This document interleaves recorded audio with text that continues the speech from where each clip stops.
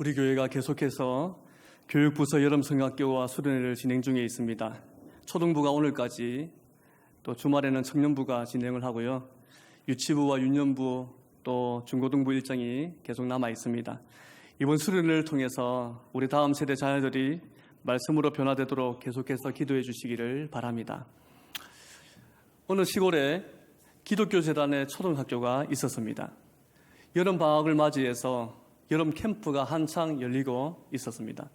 이제 마지막 날 캄캄한 밤에 학교 운동장에 모두 모여서 캠프파이어를 하려고 합니다. 학교 옥상에서부터 운동장까지 모닥불 선을 연결해 놓고는 모두들 불이 당겨지기를 초조하게 기다리고 있습니다. 모든 학생들이 손에 초를 들고 이제 교장 선생님의 그 캠프파이어 시작을 알리는 것을 이제 기다리고 있는 것이지요.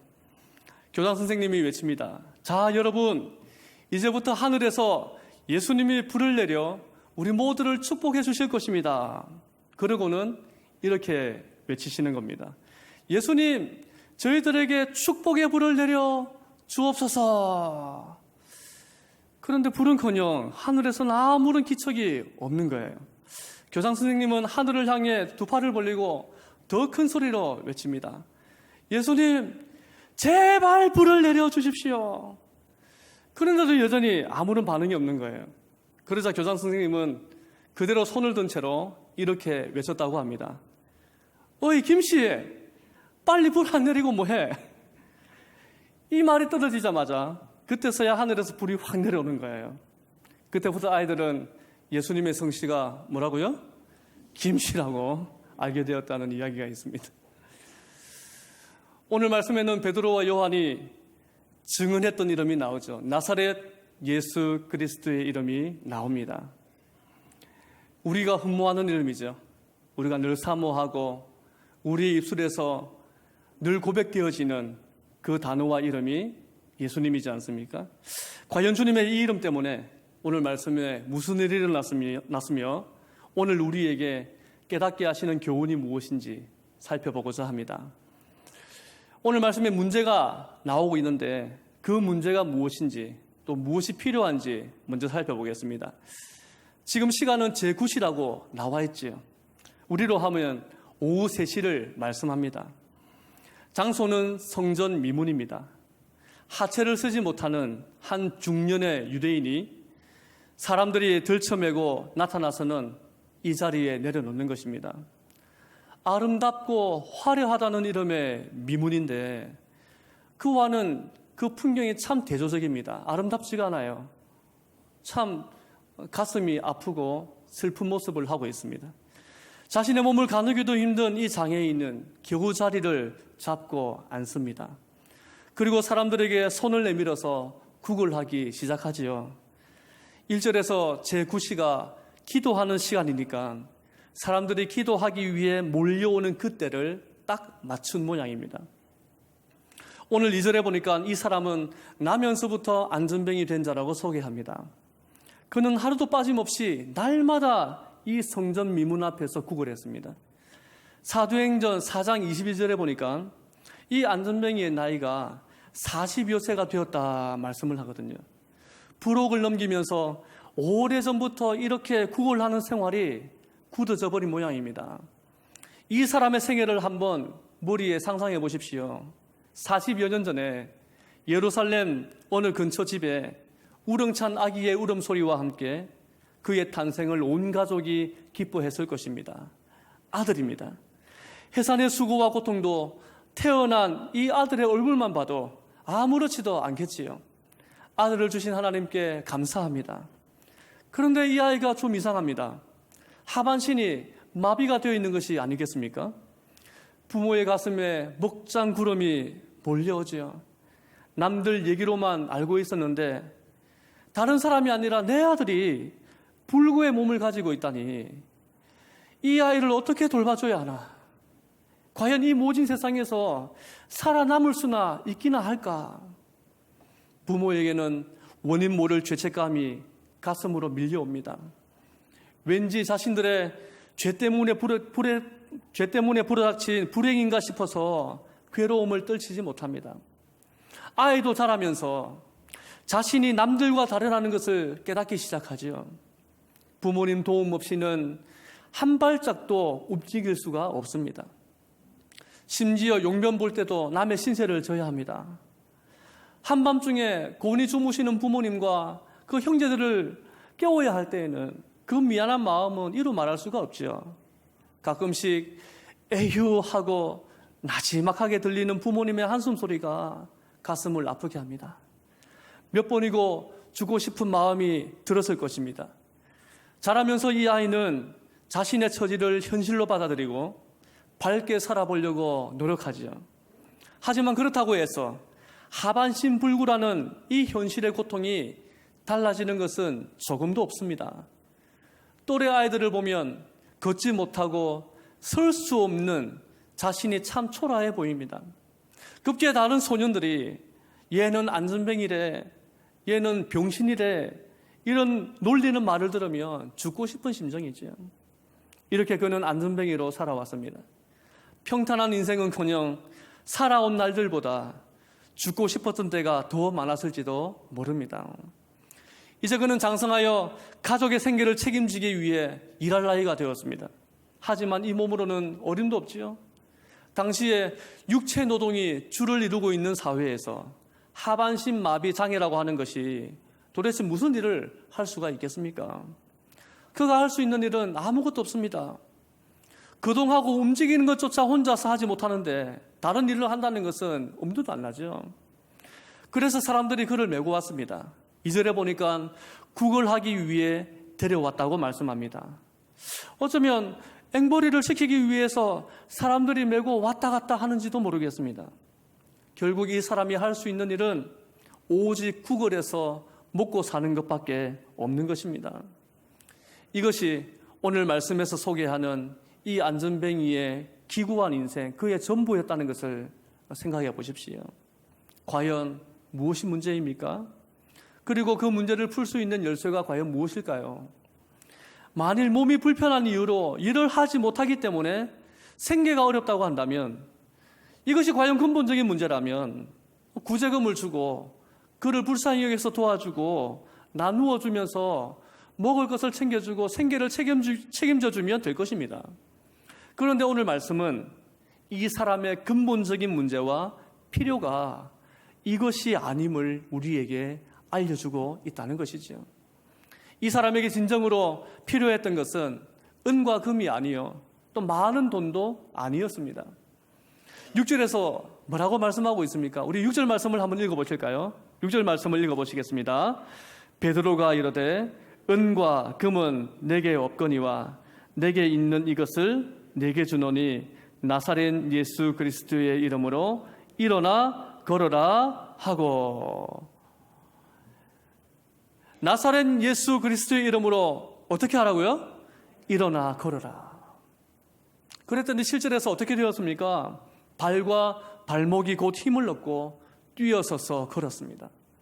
일어나서 걷는다는 것은 단지 육체적인 질병이 치유받는 그것을 의미하지 않습니다.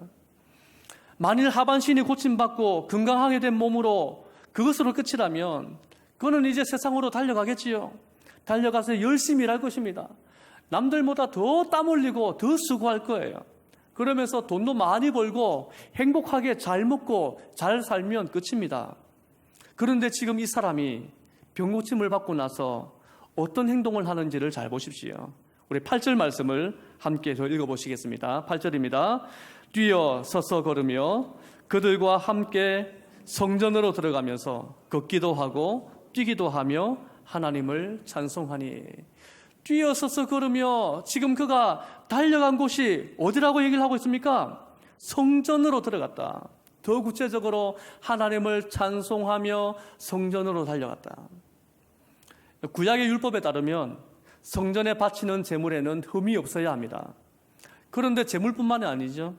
성전에 들어가는 사람도 흠이 있어서는 안 됩니다.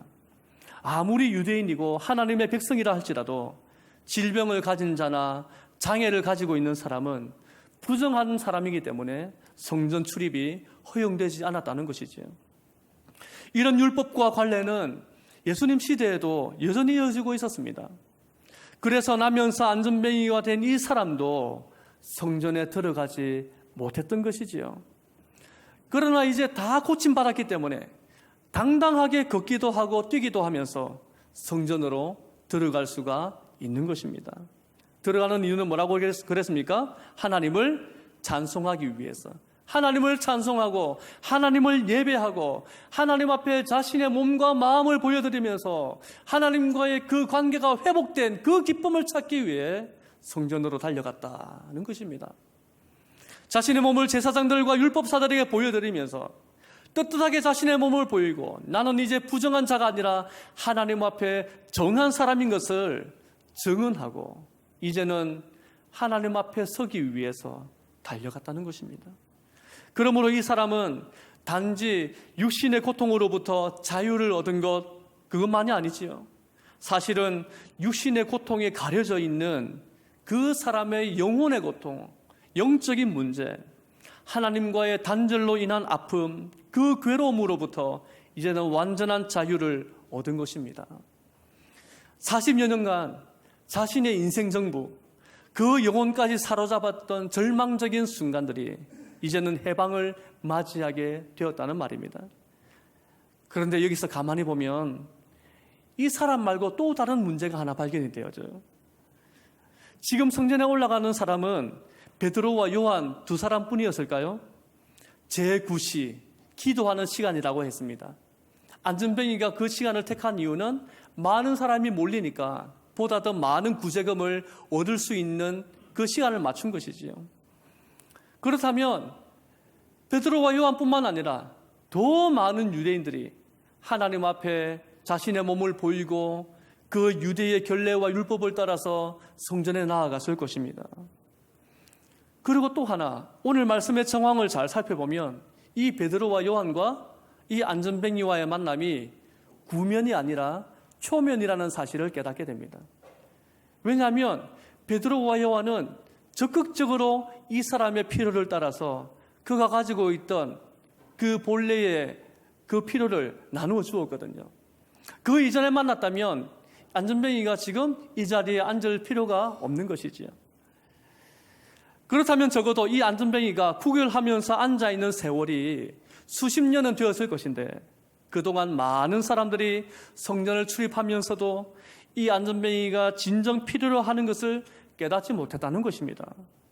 그래서 돈 몇 푼 동냥한 것으로 모든 하나님의 자비를 베풀었다고 생각했던 모양이지요. 얼마나 형식적이었는지를 들여다볼 수가 있습니다. 이것은 걷지 못하는 이 사람의 문제보다 그 당시 이 성전의 문제, 성전을 출입하는 종교 생활과 활동을 하는 유대인들의 문제가 심각한지를 말씀이 우리에게 은연중에 고발하고 있다는 것이죠. 오늘 우리도 마찬가지입니다. 예배 시간 출석 체크하는 것이 신앙생활의 전부라고 여길 때가 있지 않습니까? 또 내가 가진 것 중에 극히 일부를 떼어서 불행한 이웃들에게 나누어 주면서 나는 하나님의 사랑을 다 실천해놓으라. 뭐 그 정도면 되었지 않겠느냐. 이런 생각을 한 적이 있지는 않을까요? 그러나 이것은 오늘 말씀에서처럼 단지 성전만 들락날락하는 형식적인 종교생활밖에 안 될 것입니다. 이것이 오늘 이 시대에 우리 교회가 경계해야 될 영적인 매너리즘이라는 사실이지요.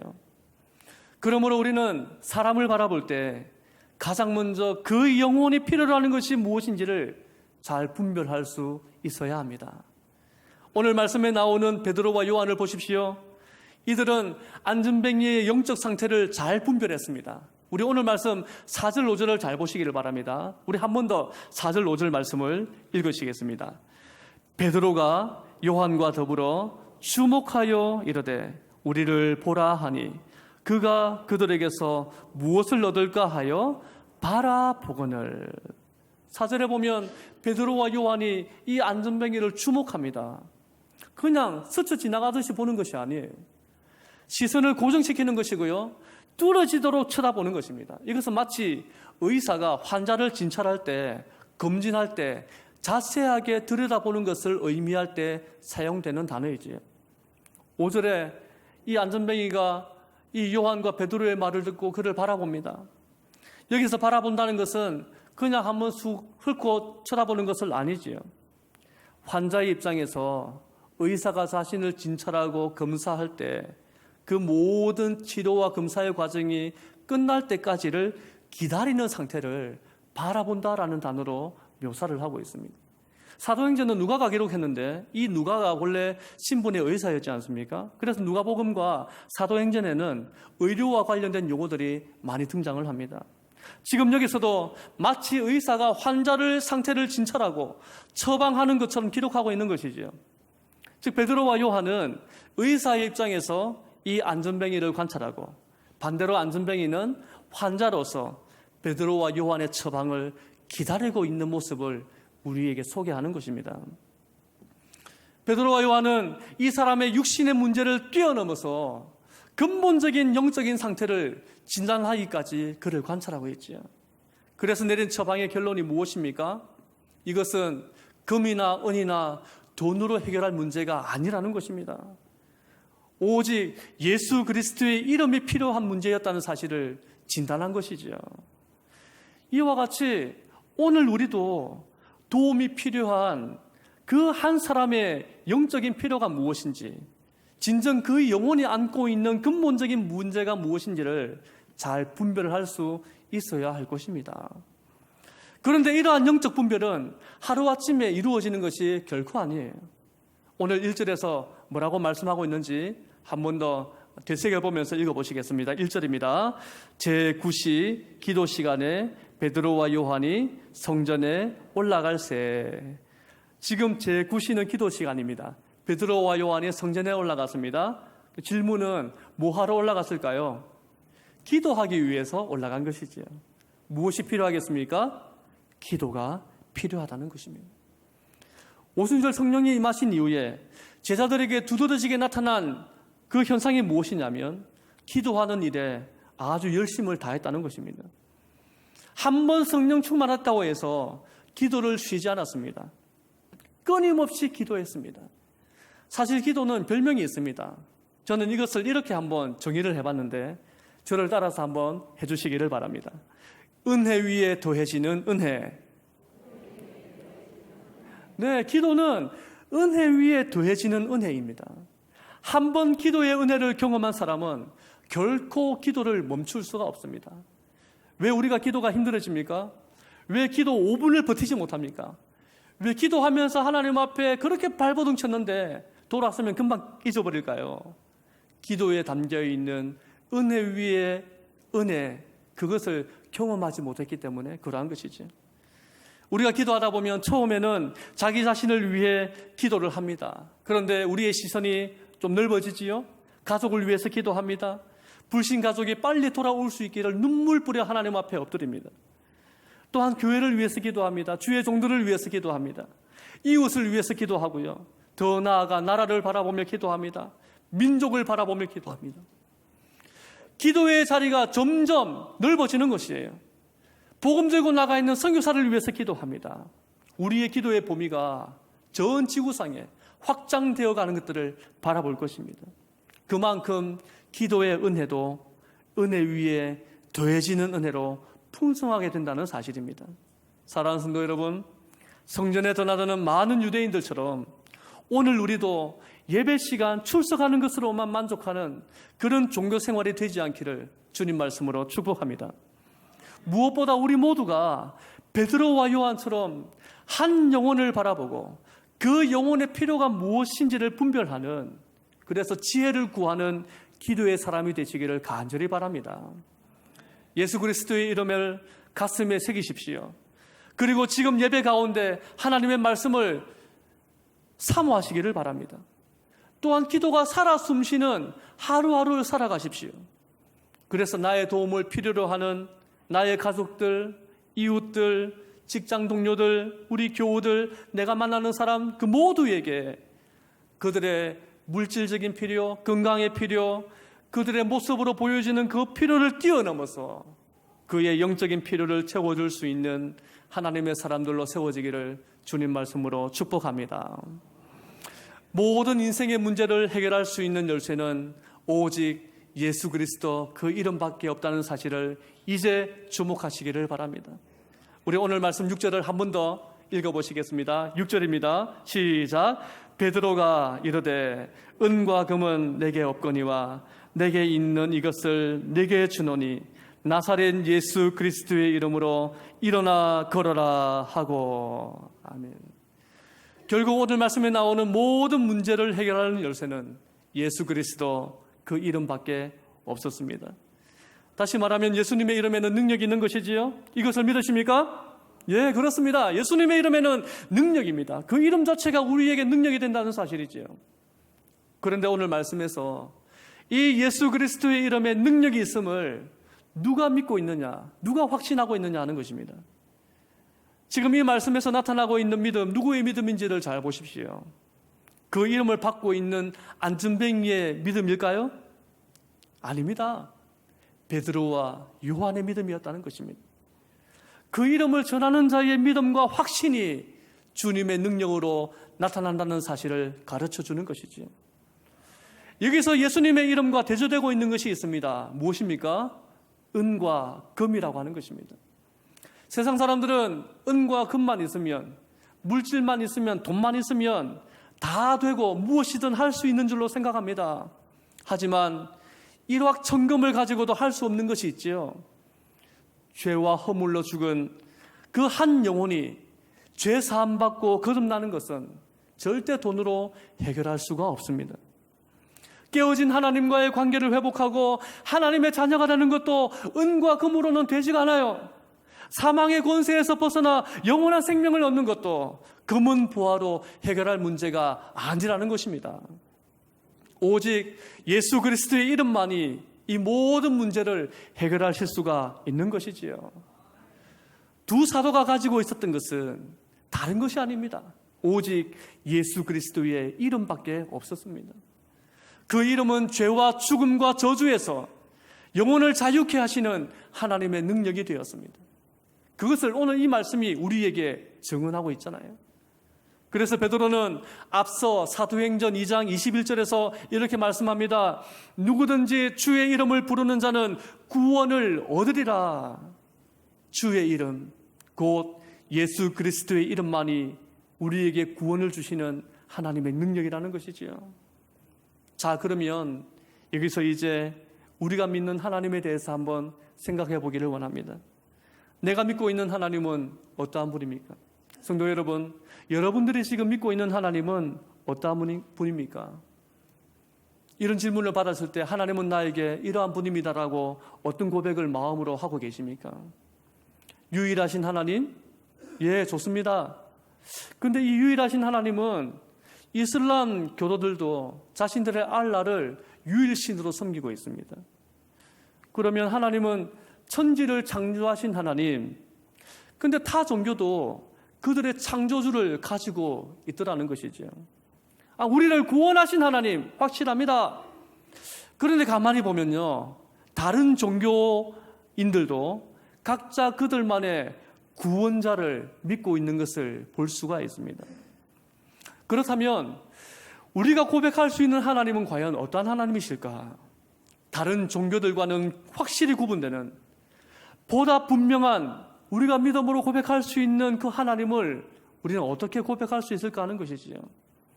그래서 정의를 내린 이름이 있습니다. 그것은 다음과 같은데 저를 따라서 한번 더 해주시면 감사하겠습니다. 예수 그리스도의 아버지이신 하나님. 예수 그리스도의 아버지이신 하나님. 우리가 믿는 하나님은 어떤 하나님이라고요? 예수 그리스도의 아버지이신 하나님. 우리를 창조하신 하나님, 우리를 구원하신 하나님이신데 그분이 구체적으로 어떠한 분이시냐? 그분은 바로 능력의 이름이 되시는 예수 그리스도의 아버지이신 하나님이라는 겁니다. 사도행전 4장 12절 말씀 우리 화면을 보시면서 함께 읽으시겠습니다. 다른 이로서는 구원을 받을 수 없나니 천하 사람 중에 구원을 받을 만한 다른 이름을 우리에게 주신 일이 없습니다 하였더라. 다른 이름이 없다는 겁니다. 오직 예수 그리스도. 그 이름과 관련된 하나님을 고백하는 것이지요. 다른 하나님, 다른 신들, 다른 진리는 이 세상에 존재하지 않습니다. 오직 예수 그리스도, 그 이름만이 구원의 이름이 되는 것이고, 그분을 통해서 고백하는 하나님만이 우리의 주님이 되신다는 사실을 믿으시기를 바랍니다. 그런데 오늘 말씀 6절에서 이 예수님의 이름이 어디에 있다고 말씀하고 있습니까? 지금 사도 요한과 베드로가 뭐라고 얘기를 하고 있죠? 내게 있는 이것을 내게 주노니. 지금 이 사도들은 이 이름이 자신들에게 있다고 말씀하고 있습니다. 어디 다른 데에서 이 이름을 끌어들인 것이 아니에요. 옆집에서 빌려온 것도 아닙니다. 뭔가 이상한 표적을 행하거나 신비한 체험을 경험한 것도 아니에요. 성도 여러분, 잊지 마십시오. 예수님을 믿는 자, 하나님의 앞에 거하는 자, 그리스도인이라고 칭하는 자, 누구나 이 거룩하고 능력 있는 이름을 가지고 있음을 절대 놓치지 말기를 바랍니다. 오늘 우리도 그 이름의 능력으로 살아가고 있음을 기억하십시오. 예수 그리스도의 이름을 더욱 의지하시기를 바랍니다. 이 얼마나 위대한 권세입니까? 세상이 감당치 못한다고 얘기를 하고 있습니다. 겉으로 드러나는 빛나고 화려한 모습은 나에게 보이지 않아도 내게 뭔가 강력한 힘을 가진 것이나 남들에게 영향력을 끼칠 수 있는 사회적인 뭔가 높은 위치에 있는 것은 아니지만 우리에게 주신 주 예수의 이름을 의지하고 확신하는 자에게는 그 이름이 능력이 나타나게 되는 줄로 믿으시기를 바랍니다. 이제 우리가 할 일은 무엇일까요? 예수 그리스도의 이름을 우리의 일상 속에서 좀 더 적극적으로 드러내며 나타내는 삶을 사는 것입니다. 이게 오늘 우리에게 주어진 과제라는 것이지요. 특히 복음을 전할 때 사람들에게 말씀을 전할 기회가 있고 말씀을 가르칠 기회가 있을 때 우리가 반드시 전해야 할 이름은 바로 예수 그리스도, 이 이름밖에 없습니다. 전도는 결코 은이나 금을 주고서 사람을 교회로 꼬시는 일이 아니지요. 물질을 베풀어서 그들에게 온갖 마음에 드는 것을 베풀고 나누어 주어서 그 사람을 데려놓고 앉히는 것이 아닙니다. 구원의 이름, 생명의 이름이신 예수님을 있는 그대로 원색적으로 전하여서 그 마음의 변화가 나타나고 주님 앞에 굴복하며 형제여 우리가 어찌할 거라고 통회하고 자복하는 데까지 나아가도록 이끌어가는 것이 되어야 할 것입니다. 기도 응답도 마찬가지죠. 우리 다 같이 요한복음 14장 13절 말씀 화면을 보시면서 읽어보시겠습니다. 시작. 너희가 내 이름으로 무엇을 구하든지 내가 행하리니 이는 아버지로 하여금 아들로 말미암아 영광을 받으시게 하려 함이라. 아멘. 내 이름으로 무엇을 구하든지 내가 행하겠다 말씀을 합니다. 오늘 우리가 예수 그리스도의 이름으로 기도를 마치지 않습니까? 주님의 이름을 의지하고 기도하기 때문에 기도의 응답이 확실한 줄로 믿으시기를 바랍니다. 예나 지금이나 세상의 사람들은 기적을 아주 숭상시합니다. 이 예수님 당시에도 유대인들은 표적에 목말라 했던 인물들이죠. 주님을 만나기만 하면 표적을 보여주세요. 그러면 당신을 메시아로 인정하겠습니다. 뭔가 우리 눈에 확 들어오는 기적이 펼쳐지면 놀라움을 금치 못하고 주님 당신이 메시아이십니다. 이런 소리를 하고 싶어 했던 모양입니다. 오늘날에도 건강이나 사업이나 물질이나 여러 가지 문제로 인해서 뭔가 효험이 있고 소위 기도빨 받는다고 하는 그런 기도원이나 부흥사를 쫓아다니는 사람들이 얼마나 많은지 모릅니다. 그러나 예수 그리스도의 이름을 확신하고 증거하는 교회와 성도에게는 오늘 기도하는 시간에 성전으로 나아갔던 베드로와 요한처럼 세상에서 주목하지 아니하고 겉으로 화려한 것이 아무것도 없이 평범한 한 사람의 인생을 살아가는 인물처럼 보여도 그 안에 그리스도의 이름의 능력이 나타나는 줄로 믿으시기를 바랍니다. 바로 이것이 우리에게 이제는 더 이상 기적이라고 말하는 것이 아니라 상식이라고 말할 수 있는 성도가 되어야 할 것입니다. 우리 대연중앙교회가 예수 그리스도의 그 이름에 세워진 교회로서 그리스도의 몸을 이루는 공동체인 것을 인하여 하나님 앞에 감사를 드리기를 바랍니다. 바로 그 이름, 예수 그리스도의 이름을 통해서 나타나는 주님의 역사가 더 이상 세상 사람들이 놀라워하고 경악을 금치 못하며 우와 기적이라 이런 소리를, 감탄의 소리를 바라는 것 때에 우리의 마음은 더욱 차분하여지며 이것은 기적이 아니라 상식이라고 말할 수 있는 우리 교회가 될 수 있기를 주님의 말씀으로 축복합니다. 오늘 말씀 9절과 10절에 보니까 많은 백성들은 이 안전뱅이가 걷고 뛰는 것을 바라보면서 그에게 일어난 일로 인해서 심히 놀라고 있습니다. 당연하죠. 믿지 못했는데요. 성전을 출입하고 하나님을 믿는다고 하지만 형식적인 종교 생활에서 실제로 나타나고 있는 주 예수 그리스도의 이름의 능력을 의심했다는 것입니다. 이 안전뱅이가 나음을 입고 걷고 뛰는 것을 보니까 놀라워하며 기적이라고 소리치고 아우성치는 것이죠. 기적이 일어났습니다. 불가능한 일이 이루어진 것이지요. 그러나 예수님의 이름을 확신하는 우리가 볼 때 이것은 기적이 아니라 무엇이라고요? 상식이라는 것입니다. 놀랄 일이 아니지요. 당연한 결과가 아닙니까? 예수 그리스도의 이름에는 능력이 있기 때문에 그러한 것입니다. 그런데 오늘 말씀을 통해서 또 하나의 기적을 살펴볼 수가 있습니다. 어떤 목사님이 천국에 가면 세 가지 놀라운 기적을 경험한다 하신 말씀을 들은 적이 있습니다. 첫째는 도무지 천국 못 갈 것 같은 사람이 떡하니 천국에 와 있는 것을 보고 놀란다는 거예요. 기적이라는 것이지. 둘째는 반드시 천국에 있어야 될 사람이 눈 뜨고 아무리 찾아봐도 보이지 않는 것입니다. 이것이 또 하나의 기적이라는 거예요. 세 번째는 뭐가 기적일까요? 내가 천국에 와 있는 것이 기적이라는 것입니다. 지옥 갈 줄 알았는데 이 죄인이 천국에 와 있다. 이게 기적이라는 거예요. 참으로 우리에게 놀라운 기적이 무엇이겠습니까?